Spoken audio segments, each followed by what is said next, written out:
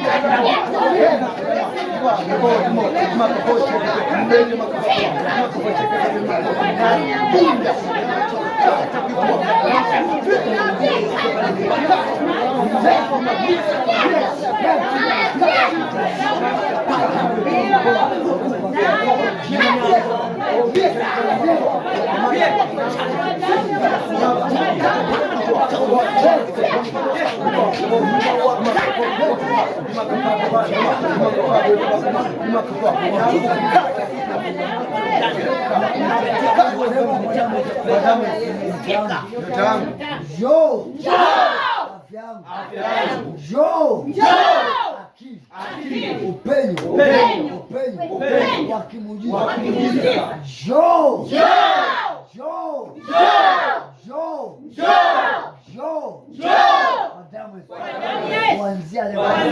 Kuanzia leo mzima na afya, watoto wangu, familia yangu, biashara zangu,